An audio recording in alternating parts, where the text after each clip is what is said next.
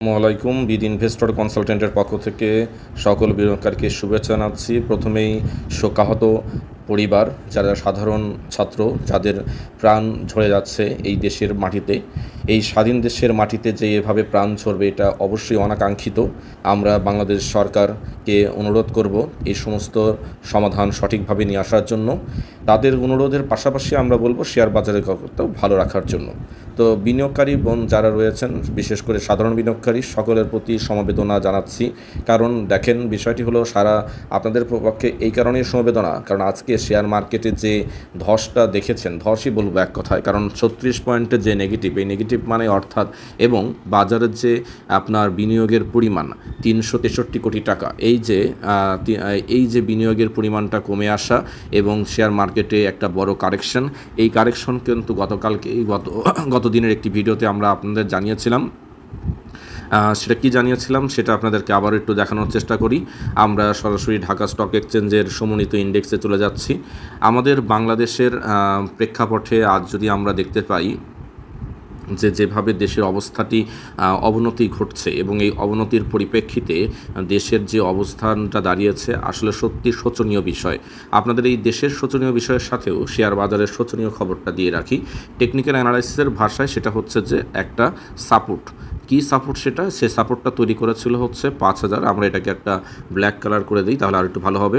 দেখেন 5456 পয়েন্ট, সেইটাকে কিন্তু গত দিনের আমরা ভিডিওতে বলেছিলাম বড় ক্যান্ডেলস্টিক নিয়ে, রেড ক্যান্ডেলস্টিক নিয়ে যদি দেখেন যে সেটা 5456 পয়েন্টকে ব্রেক করে নিচে নেমে যায়, তাহলে বুঝবেন শেয়ার বাজারে একটা বড় কারেকশন হবে। অর্থাৎ কারেকশন বলতে গেলে যে কারেকশনে আবারও একটা অবস্থান তৈরি হতে পারে 5300 পয়েন্ট বা 5200 পয়েন্ট পর্যন্ত নেমে যাওয়ার একটা সম্ভাবনা রয়েছে। এই একটা বিষয়। তবে এইখানে আপনাদের মাথায় রাখতে হবে, নামার সম্ভাবনা যে অংশে বেশি সেটা হচ্ছে যে 5255 পয়েন্ট, অথবা আপনার দেখা যেতে পারে যে 5200 পয়েন্ট, অর্থাৎ 5200 পয়েন্টের কাছে এসে শেয়ার বাজারে আবারও একটা নামার সম্ভাবনা রয়েছে, অর্থাৎ নেমে 5000 নামার সম্ভাবনা রয়েছে। এই কথাটা কেন বলছি? এই কথাকে আমি বলছি বলে কি নামবে শেয়ার বাজার? এমনটি কিন্তু না। নামার মূল কারণগুলো দেখুন। নামার মূল কারণগুলোর মধ্যে আমরা যদি দেখি, শেয়ার বাজারে যেভাবে বিনিয়োগটা বাড়ছিল বিনিয়োগকারীদের, সেই বিনিয়োগের পরিমাণ কিন্তু এখন বরাবরের মতোই কম। দ্বিতীয় কথাটা হচ্ছে পরপর 3 দিন রেড ক্যান্ডেল তৈরি হওয়ার পরে, অর্থাৎ বড় ধরনের কারেকশন তৈরি হওয়ার পরে 2 দিন আবার সাইডওয়েতে অবস্থান করে। এখান থেকে বাজার ভালো হতে পারত, কিন্তু এই বাজার ভালো হওয়ার জন্য যে সাপোর্ট লাইনটি ছিল, সেই সাপোর্ট লাইনটি ছিল 5456 পয়েন্ট। সেটাকে ব্রেক করলো কি দিয়ে? বড় ধরনের ক্যান্ডেল, একটা রেড ক্যান্ডেল দিয়ে। দেখতেই পাচ্ছেন বড় ধরনের রেড ক্যান্ডেল দিয়ে। পাশাপাশি যে জিনিসটা হলো সেটা হচ্ছে একটা কম ভলিউম। এটাতে খুব সুস্পষ্টভাবেই বলা যায় যে বাজারটা আবারও নেগেটিভ পর্যায়ে চলে এসেছে, অনাস্থার বাজার। সহজ কথা বল, এই অবস্থানটা আসলে দেশের সার্বিক অবস্থানকেই তুলে ধরে।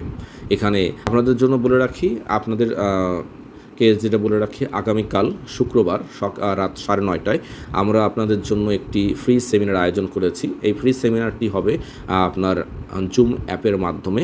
আপনারা জুম অ্যাপের মাধ্যমে এই আমাদের ফ্রি সেমিনারে অংশগ্রহণ করতে পারবেন এবং এই ফ্রি সেমিনারে অংশগ্রহণের মাধ্যমে আপনারা শেয়ার বাজার সম্পর্কে বিভিন্ন তথ্য বা বিভিন্ন ধরনের বিষয় সম্পর্কে আমরা আলোচনা করব, সেখান থেকে জানার চেষ্টা করবেন। ধন্যবাদ সকলকে। শেষ করছি আজকের মতো। আসসালামু আলাইকুম।